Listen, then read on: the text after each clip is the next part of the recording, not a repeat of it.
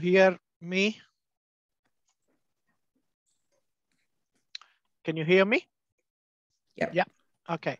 My name is Krishna Vimlapalli. I'm the consultant orthopedic surgeon.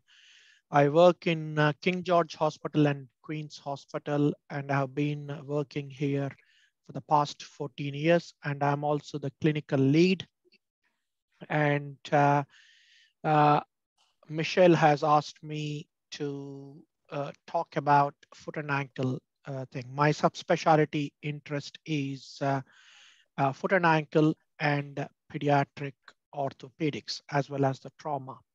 So it was a bit of last minute communication.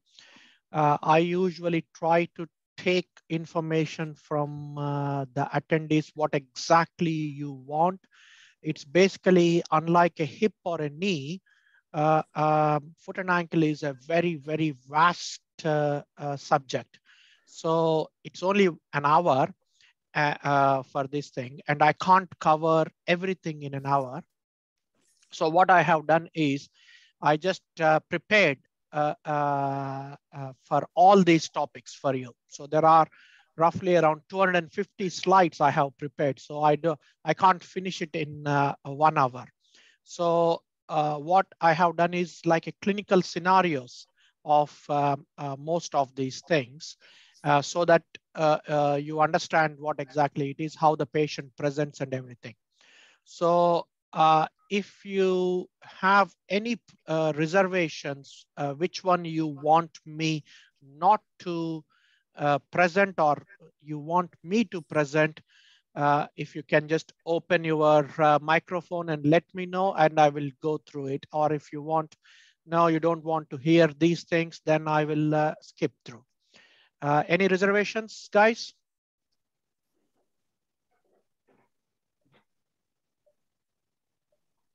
Mala, Donna, Sanju, any? Shall we just go through it and you can stop me after an hour then? Yeah, they don't have no reservations. They've just said carry on. Oh, brilliant. Okay. So before we go into the foot and ankle, we will just try to find some facts about the feet, which is very, very important there. There are 26 bones in each foot, 52 bones together in both the feet, and which is out of 206 bones. This is 52 in the feet. That means there is 25% of our body bones are in the feet. There are 33 joints, more than 100 ligaments and tendons. So this is a very complex thing, which is important to know about the anatomy. So each day, if we are putting 10,000 steps per day, it equates to 1 million steps per year, and equivalent to 115 miles in your lifetime, which is twice the circumference of the earth. When you are running, we are going to put about 3 to 4 times of our body weight through our feet. So they get really good brunt of these things, okay? Women has 4 times many foot problems as men. So probably it could be because women walk 3 miles further than men, or it could be because of the study which has shown that if the shoe fits, wear it in America, found that 9 out of 10 women were wearing shoes that were too small. We also need to know that no 2 feet are similar. And the feet changes its size. When you are thinking of buying any kind of shoes, the best time is in the afternoon when the feet are bigger. And because both the feet differ in the size, try to wear both shoes and buy them only after wearing them, not just one single shoes there. When you wear any kind of bought any kind of shoes, you should be able to wriggle your toes comfortably. The heel counter should be very, very strong and supportive. And you should not think that, okay, the leather is going to expand, that it is going to, the shoe people keeps on telling you all these fibs. Don't believe that. It has to be comfortable as soon as you wear them.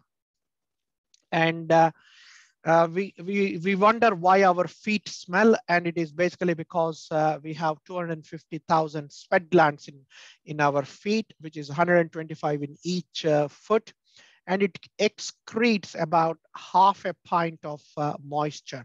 So that's why it smells there. Before we go into and take a deep dive into the foot and ankle problems, I just want to remind that the great philosopher once said that when our feet hurts, we hurt all over. With that statement, we will go through the common foot and ankle problems, how to assess them, how to diagnose, non-operative treatment, and when to refer there. So first and foremost, whenever you are seeing any kind of foot and ankle problem, we just need to go back to the basics. You need to take the history. Where does it hurt? Describe the pain. When does it hurt? What makes it better? What makes it worse? All these questions regarding the pain has to be taken down. And remove the shoes and socks. And luckily and fortunately, all the bones in the foot can be palpable through the skin and everything. Because because the feet are towards the south, and you need to make the patient comfortable. If you put the put the patient high up, then the foot will be at your lap level, and that is the best time and best position to examine the whole of the foot. You always ask. Unlike a hip and a knee, I do not have a luxury of 2 or 3 bones. I have 26 bones. So I always say that point out with one finger where it hurts the most. So then you correlate the problems with the anatomy which you are aware of. Each and every time I sit in a clinic and I see the patient, I always try to, if there is any complex patient and everything, I try to make my life simple by putting this the patient in these 5 boxes of treatment options. That number 1 option is do nothing. However good it is looking, however bad it is looking, if the foot is not causing any pain, I think we should just leave it as it is there. If it is hurting him, we need to find out, is it because of the shoes? So shoe wear modification. One patient came saying that he can't go for golf for 18 holes. The reason is because he can't walk 18 holes. So I said, use buggy. Some patient says that I am having feet pain because my arches are dropped or something like that. So I prescribed orthosis. Sometimes, Achilles tendon is the main culprit most of the time. In most of the pathologies, Achilles tendon is the culprit. So physiotherapy, for the tendinitis, tendinosis, and some kind of mobilization, which will help a lot.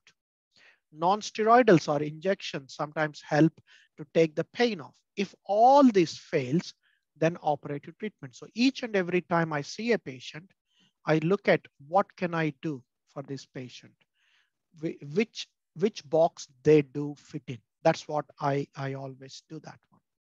So with that, let's start some scenarios. So the first scenario is 30 years old female complaining of pain wearing shoes.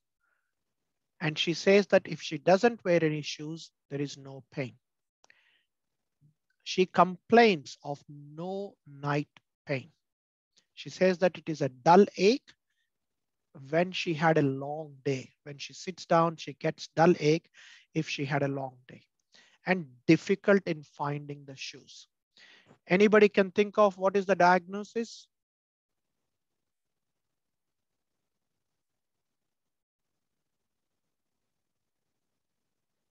Hello?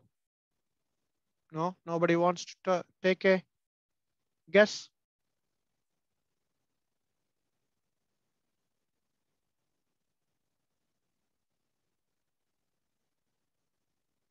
Nobody want to talk to me?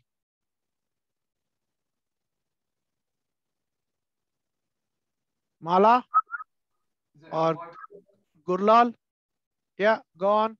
Wide foot? Sorry? Wide soles or wide feet?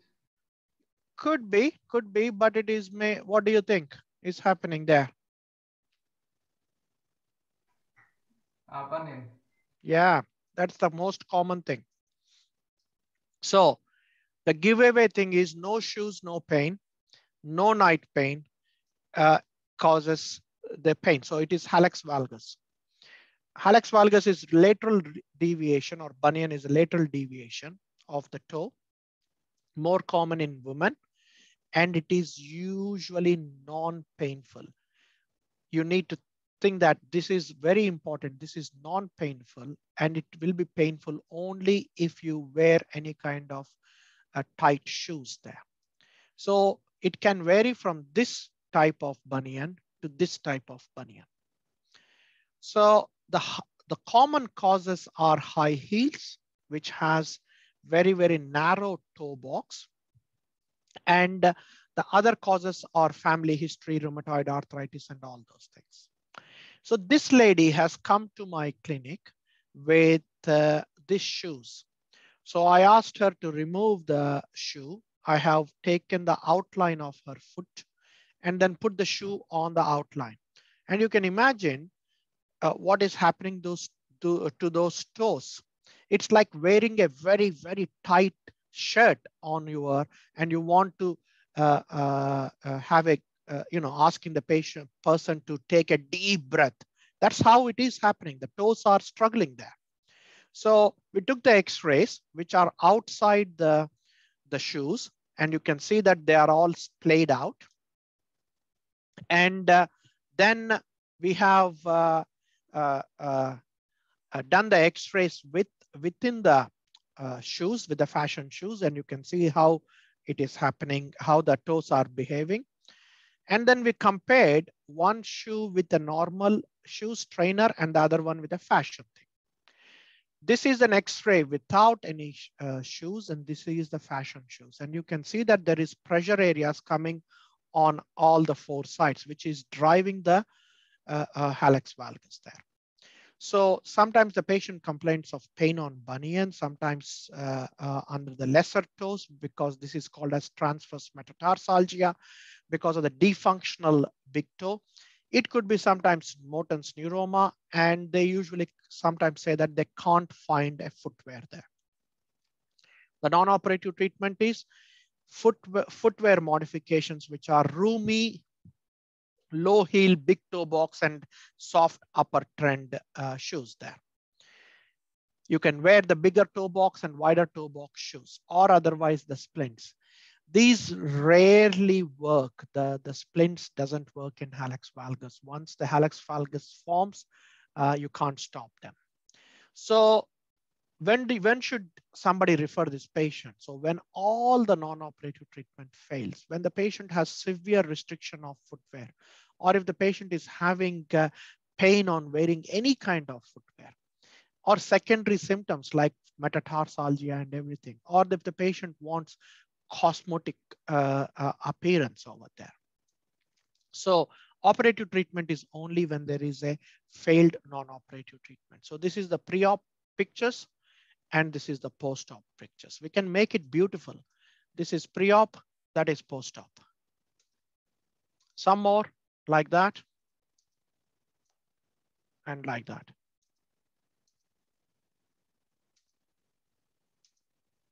However, we need to think that I always see the patient and say that I can never, ever, ever again can make her feet look completely normal. There will be some residual swelling.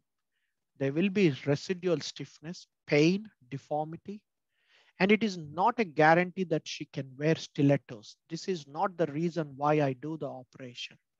And I also warn that there is about 10% chance that it can reoccur, apart from all the other complications which we have there. So that takes us to the number 2 scenario. 30-year-old female, the same patient, She came in a came with a other foot problem, complaining of pain with or without shoes on the big toe, complaining of night pain, complaining of rest pain, and difficult in finding the shoes. Any takers?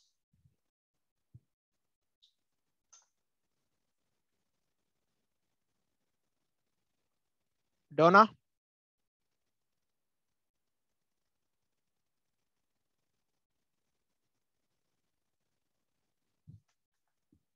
Nobody want to take it?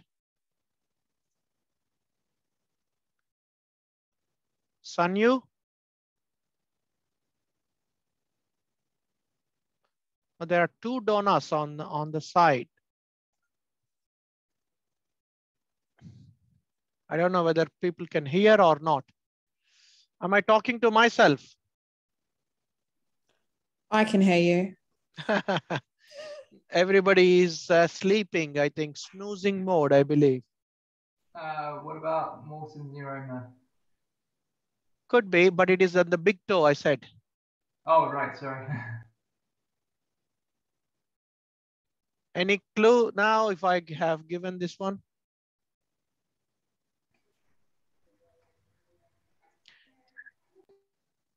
So it's basically the giveaway points are with or without the shoes, night pain, and rest pain. This is a patient GP referral presenting problems or provisional diagnosis of bilateral hallux valgus, more pronounced on the left.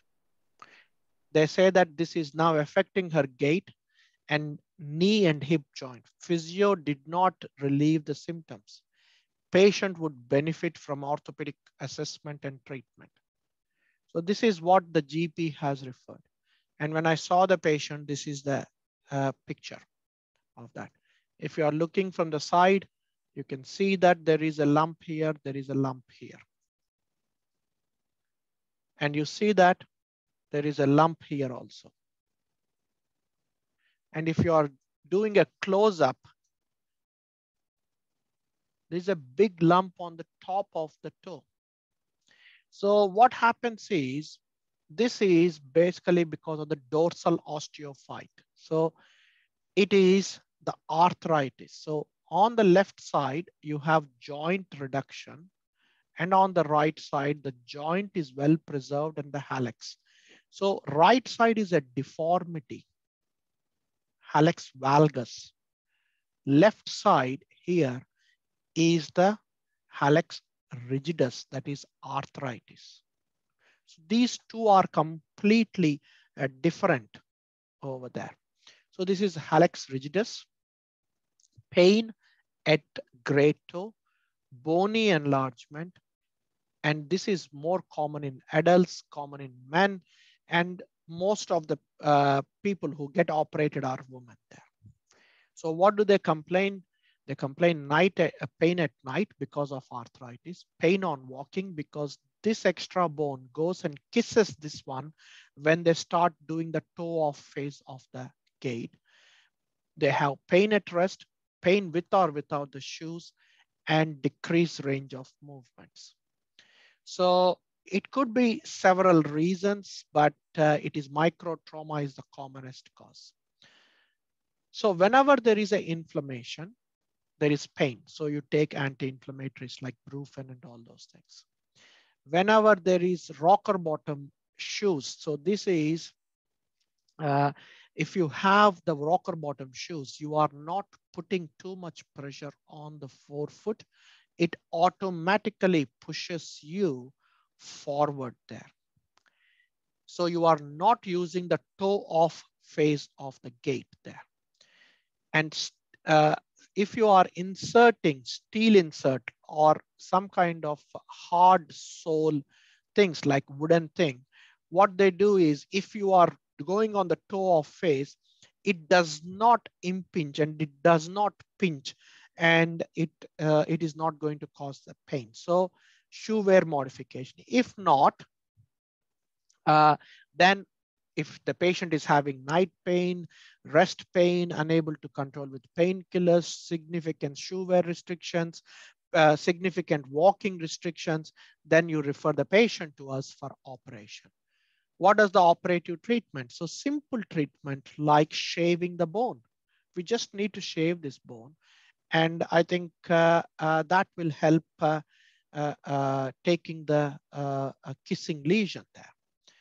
And you sometimes fuse the joint so that you don't have any movement and no pain. And so we used to do what we call it as silastic the toe replacements, but this has gone out of the fashion there. It is not recommended in young patients. It is not recommended in very active patients, and it is just recommended in the low demand patients. So this is what we put as a spacer. But unfortunately, all these things were breaking up and they are coming back with more problems. So we stopped using this silastic replacement there. Nowadays, you know, because the research is going on and everything, we started using what we call it as Cartiva implant. So it is a small cylinder type of material, the soft material, which is same as the contact lenses. So if you imagine putting 100 or 200 contact lenses on one on the each side, that is how it is. It is made up of water by 70%. So what you do is you make a hole in the metatarsal like that. You drill a hole and then you put that plug into that one.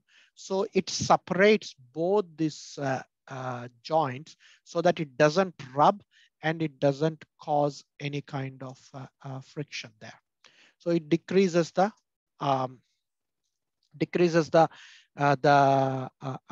pain. So I have been doing these things. One of the first few person who has been doing this thing, and for the last 6 years, I've been doing it and no regrets. But I select the patients very, very carefully. There is lot is going to happen because unlike a hip and a knee replacement, MTP joint replacements, all of them failed. So we need to watch the space. So there is going to be a lot of research which is going to come up. So in summary, you have a bunion which is on the medial side of the lump and the patients complained of pain only when they wear shoes. And you have a dorsomedial bunion, which is because of the arthritis, and patients complaints of pain whether you wear any kind of shoes or not on the right side there. The treatment for these both things is completely different. Hallux valgus is different to hallux rigidus there. Right, okay, so somebody has to take this one apart from Gurlal. I can't keep talking to myself. I do not know whether you guys have just switched on the phone and then doing your job. It is not good for me to talk. I have prepared these things, so it should be interaction. So can we switch on the cameras, please?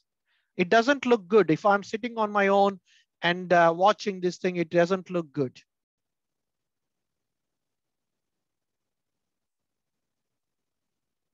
Guys, can you please participate?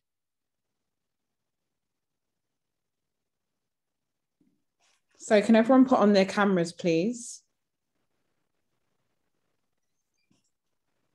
It really is very, very depressive to talk to myself. Can you imagine that one? I'm talking to myself and it is not good at all.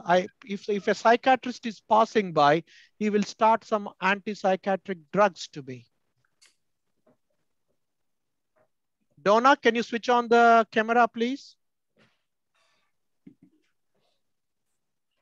Guys, if you are not interested, that's fine. I can close, but I have lots of other things to be done. I'm serious. I sat and I prepared it for you. If there is no enthusiasm, if there is nothing, if you are come for only for certificate, I think I will leave it. So Mala and Donna, can you please turn on your cameras? We can see everyone else.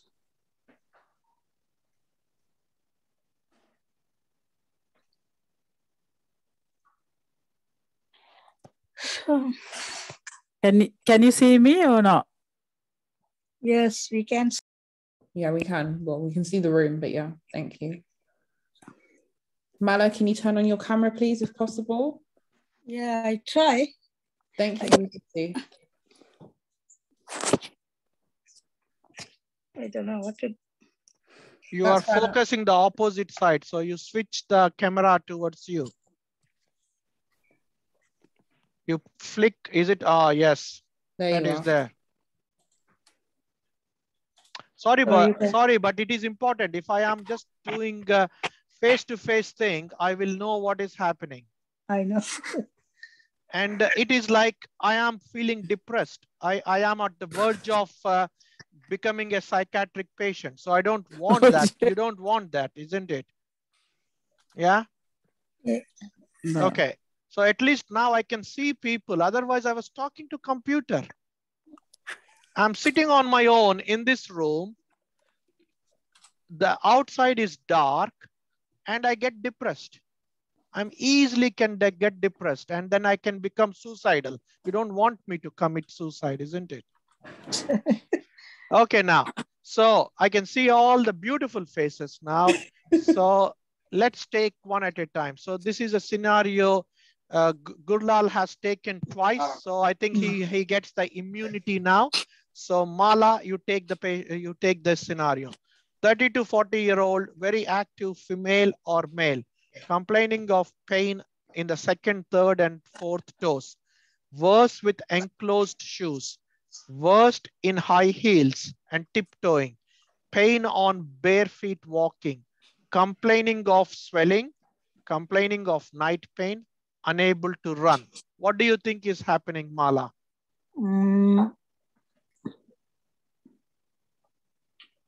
Guess. Don't worry about it. Arthritis? Stress fractures? Who is saying that? Oh, Sanyu, that is fantastic. Very, very good. That's exactly what the problem is. Hey. So you can see that there is a lot of swelling and everything. So that is fantastic. So pain on bare feet walking, pain on swelling, pain at night. These are the giveaway things over there. When you do an X-ray, you don't see any kind of fracture and all those things. You can see only some kind of callus after about 6 weeks or 7 weeks. It is basically because of the microfracture and most common in calcaneum, metatarsal tibia. And you know David Beckham, who had this stress fracture, and then he was using the boot, and then the boot became, even though we were using those boot before, it became like a Beckham boot. Actually, it is not him. We were using for a long time. So it was common in runners, military people, and everything. So vague discomfort on weight bearing and varying degree of swelling. If you are walking for a long time, the foot gets swollen. But the most important thing is nighttime. It disturbs the night sleep and everything. And when you ask the patient to go on tiptoes, they can't do. And patients, woman comes to me saying that I can't wear any heel at all there. So how do you diagnose? One finger tenderness? Just put one finger, press it, they jump. Unable to walk on tiptoes, they can't hop on one leg. And if you have a tuning fork, if you put the tuning fork, beat it and put the tuning fork, they will have a lot of pain there. Okay. X-rays, if you are doing X-rays, there is 70% of them are going to be normal. MRI scan is very, very sensitive. If you suspect a kind of stress fracture, please treat them, please investigate by MRI scan. There is no point of doing any other investigation because X-ray is going to be normal. Bone scan has more radiation. CT scan might not show anything, but MRI, no radiation, but it can clearly show the fracture there. So what do? Like any fracture, any wound, you just give rest and the mother nature will heal it. So avoid some patients, if they are doing a lot of running, ask them to stop those activities. So the stimulating the activities, stop them. High impact activities. If the patient is able to do her normal day-to-day life, you can just give them some kind of stiff shoes so that it doesn't go into the toe-off phase and it protects there. If the pain is lot, then you can give walking boot. And if the patients cannot keep the walking boot, they keep on removing them, then I put them in plasters so that it will give absolute rest for 24/7 there. If it is because of biomechanical reasons, so do the gait analysis. If it is because of the biochemical, like vitamin D and all those things, then you treat the cause there. Mhm. So when to refer: pain and swelling, unable to run, unable to hop, one finger tenderness, tuning fork test positive, and normal X-rays and MRI confirms the fracture clinic. And if the patient is unable to carry on the normal day-to-day activities, refer to the fracture clinic. Right. Okay. So Prakavi.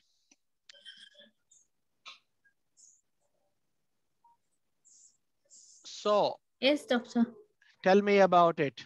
This one, 30 to 40-year-old, the same patient, pain on second, third, and fourth toes, worse on enclosed shoes, worst in high heels, better no pain with bare feet, feels better removing the shoes, pain relieved by rubbing on the feet on the floor, no night pain. What do you think is happening here?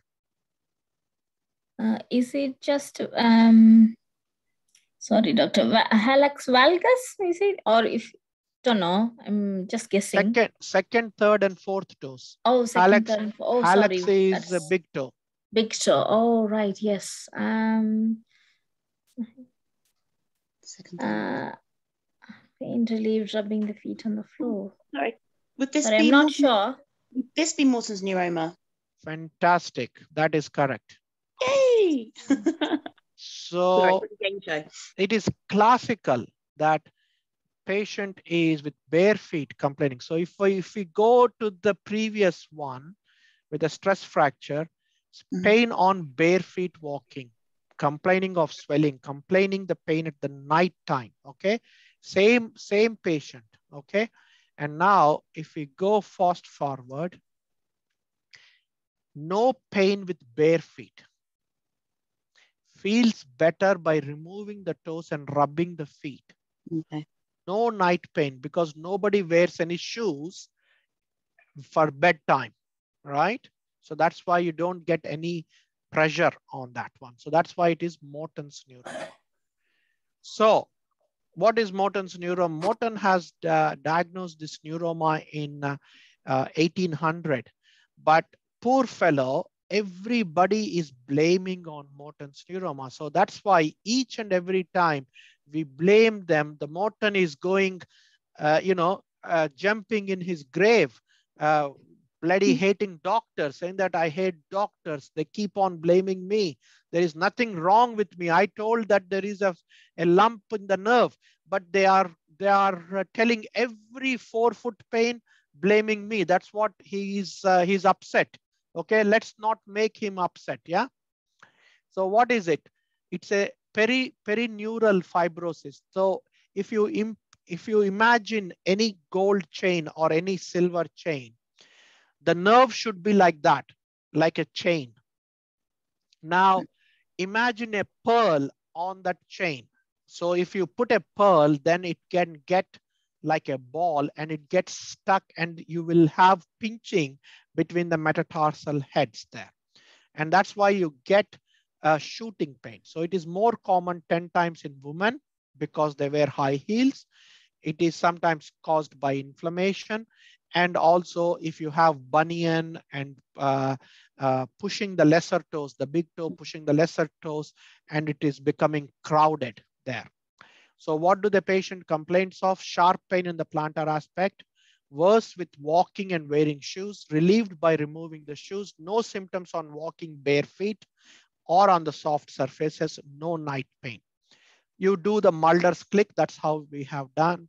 And sometimes you give the injection to diagnose whether I am barking at the right tree or not. The ultrasound scan shows that that is the lump. Can you see that how big it is? And the MRI scan, that is the lump here. And it gets stuck between these two metatarsals and you get a lot of pain. Remember, Morton's neuroma is very common coincidental finding. So that is, we can't blame it for everything there. So whenever you are wearing high heels, you get your toes like that metatarsophalangeal joint and the space in between the toes is decreased. So you need to reverse that one by putting some kind of, some kind of support underneath so that it widens the space in between and the patient will not get the symptoms. If it is failed, then we do the surgical excision. So this is the normal nerve and that is the Morton's neuroma. See how big that is there. So that's why it gets pinched in between the metatarsal heads. So when should you refer? Unable to walk with shoes, affecting normal day-to-day life, unable to run or wear high heels, unable to differentiate between stress fracture or metatarsalgia or Morton's neuroma. There. Please do not refer to me just because you found a Morton's neuroma, because 54% population can have the Morton's neuroma. So out of 10 people who are on this call at present, including me, 5 of us can have, 6 of us can have Morton's neuroma. As long as it is not causing any problem, you can leave it. Out of 7.7 billion population on the earth, you have 3.87 billion population will have the Morton's neuroma. You can't keep on removing these things. So please remember that not every Morton's neuroma, we need to remove it there. Okay, right. Then Mala, you haven't answered anything. So let's get you into this one, into the thing. 50-year-old, male or female, whatever you want to take, pain in the heel, complaining of early morning pain, complaining of startup pain, worse by the end of the day, worse walking on the hard floors, worst after impact activities. Tendinitis. Sorry? Tendinitis, the heel. What tendinitis? Heel. What tendon? Achilles tendon? Could be. That is correct. Could be.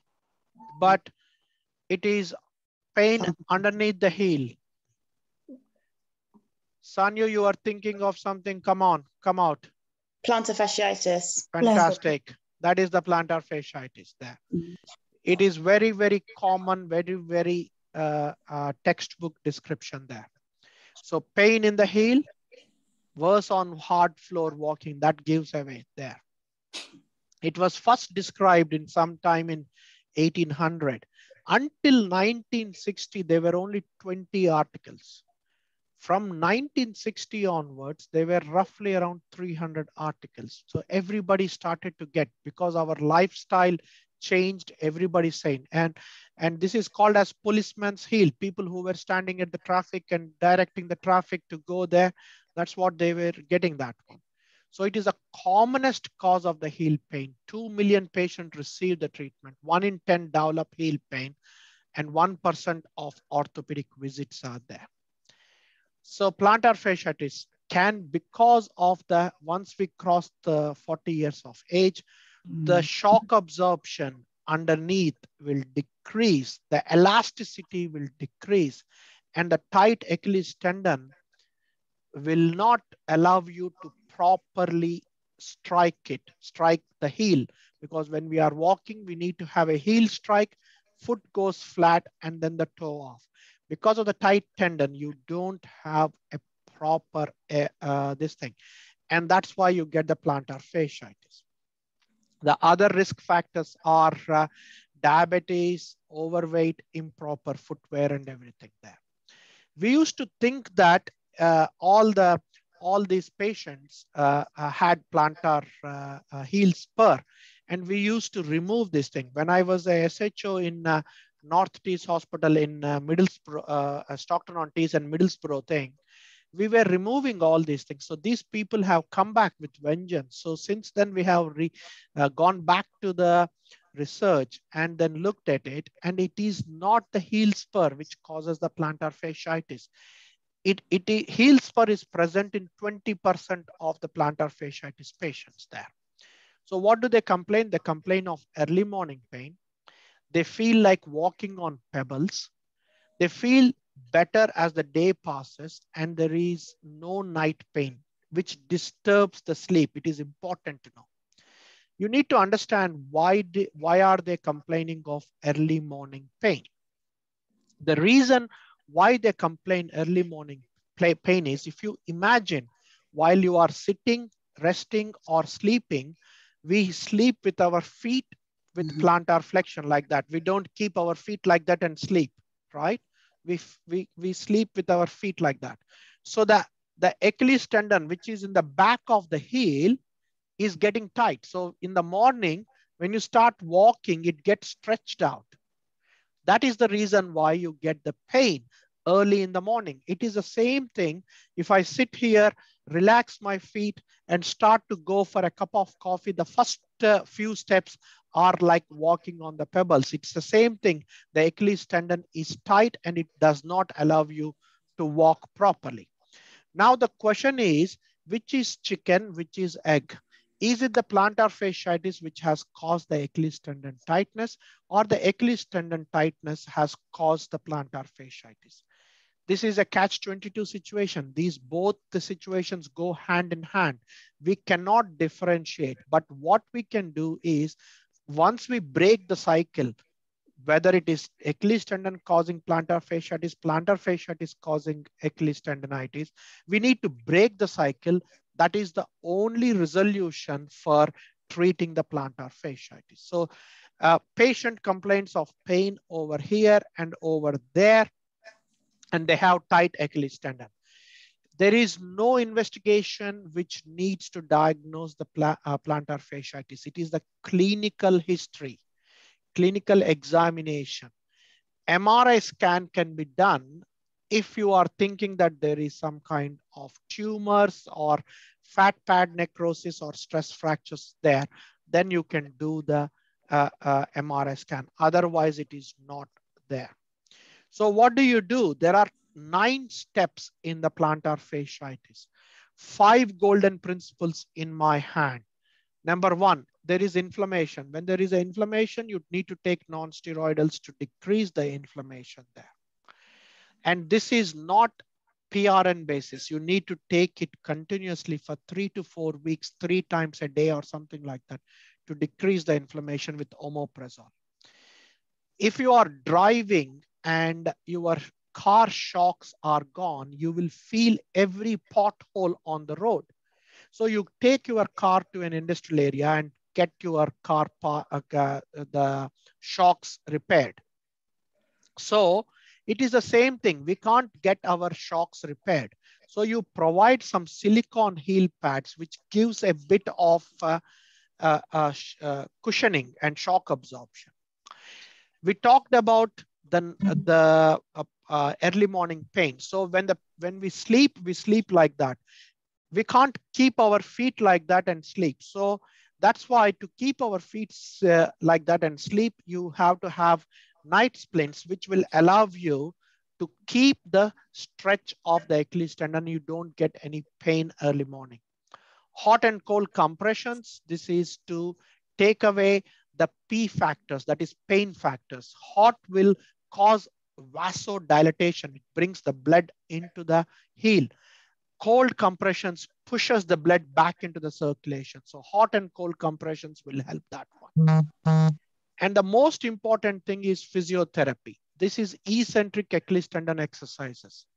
Each and every time I see the patient, I ask them, did you had physiotherapy? Yes. What exercises have you been doing? Oh, I just went for 6 weeks and 6 times and that's it. I keep on telling, physiotherapists are not personal trainers. They will tell you what to do, and you need to follow those exercises religiously.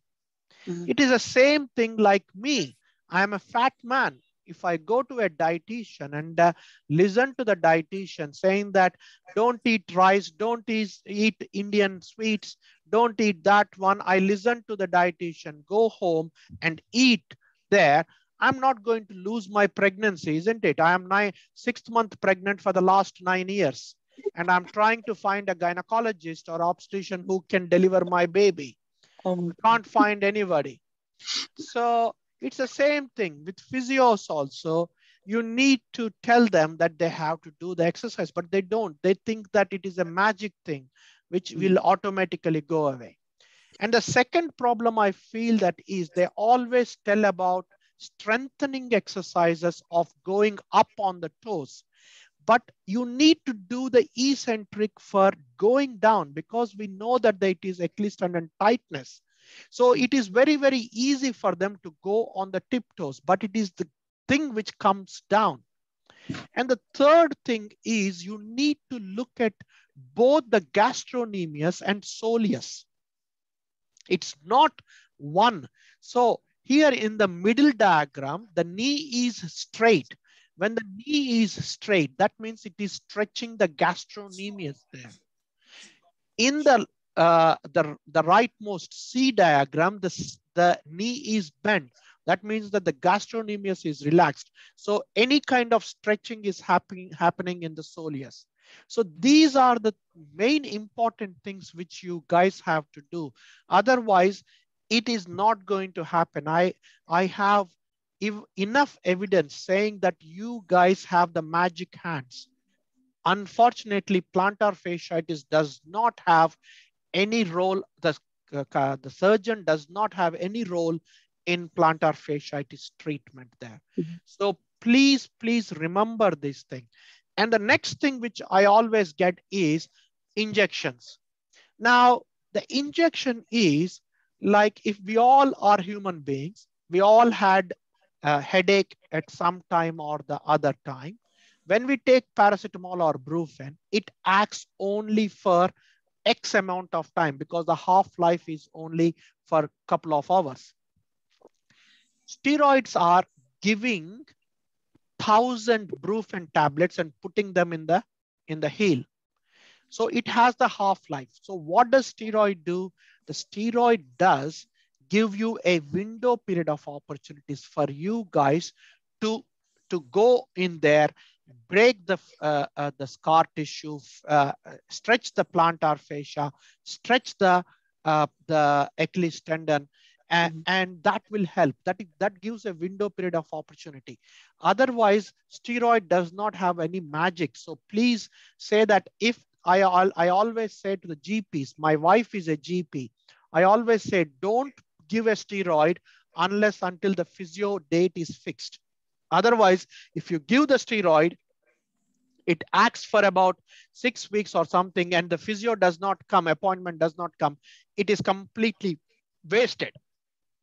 So you need to think that you are the most important people for plantar fasciitis. We can try shockwave treatment, but if the biomechanics is not corrected, you give 1,000 volts of shockwave, it is not going to resolve. So the Achilles tendon has to be stretched. If you guys can't help, then what I do is I put them in the plaster. This gives 24/7 stretching exercises, stretch off the Achilles tendon. It keeps that 90 degrees at least. Once I break that, that difficulty, then I will hand the patient back to the physiotherapist to get the Achilles tendon relieved. There is only very small amount of population, especially the Asians, who does not have Achilles tendon tightness, but they still have the plantar fasciitis. That is very, very small, but 95% of the people, they have Achilles tendon tightness. So try to do as much as possible of the Achilles tendon, try to educate them, tell them that right from the beginning, there is no operation. You have to do it. And once we all sing from the same hymn book, the patient will get better there. Otherwise, patients are coming back to me. I say, well, how many times have you done the physio? 6 times. How many times have you done the exercises? 6 times. No, go back and do it. It's a wasted appointment. So if you have given up completely, then I can think about shockwave treatment, but the Achilles tendon has to be relaxed. Otherwise, this is not going to be working. I need at least 5 degrees of dorsiflexion with the knee straight for the shock wave or anything to work there. If not, then surgical treatment. The surgery is 60% success rate. Now, you guys might think that, oh, 60% is good. It is not. When I do a hip replacement, knee replacement, ankle replacement, whatever it is, I work with 95 to 99% success rate. Where is 95%? Where is 60%? So that's what I'm saying. There is no role of this thing. But we can, if the Achilles tendon is so tight that you can't deal with it, then I can release the Achilles tendon, try to make it easier for you to get more movement. So I do proximal medial gastrocnemius release, or maybe conjoint tendon release. And I do this operation, burn the nerve, which is there to numb the heel. So these are the things which we can try. So this is what should we do? As soon as you see the patient, you need to start for eccentric exercises and plantar fascia stretching exercises. Refer to surgical appliance department for silicone heel pads and night splints. You get your people to get non-steroidals, which they can buy over the counter, but gastric lining omeprazole needs to be prescribed there. Please do not give the injections. I'm telling this thing to physiotherapists, my SHOs, my registrars, everyone, without sorting out the physiotherapy there. Without the appointment, I do not want to do it. There is a lot of evidence. This is 2020 paper, I believe. And it clearly says that it's a meta-analysis. It says that 2,450 patients clearly says that injections on its own does not work. Injections with physiotherapy is the most successful treatment. So you guys are so important for plantar fasciitis that you need to rock the patient right from the beginning, that exercises. And that makes life easy. Okay, so that is 5:30. And I am here to answer any questions if you have any more questions there. Sorry, any questions I will answer and take it further. Okay. Can I ask? Yes, please go ahead. About the Morton's neuroma, do they ever come back? Can they come back? After what? Operation. I mean, if you after operation. Yeah, they can come back. There is about 5 to 7% chance that it can regrow. So what happens is we remove the whole nerve, but the end of the nerve will form like a ball that is called as neuroma. So it is not a true neuroma. It is the stump which will become like a bulbous thing. Okay, I was just curious about that. Yeah. So that's why what we do is when we cut the nerve, we buzz it. So the fluid will not come out and form a ball or anything. So we make it, the nerve which is left around is buzzed. Okay.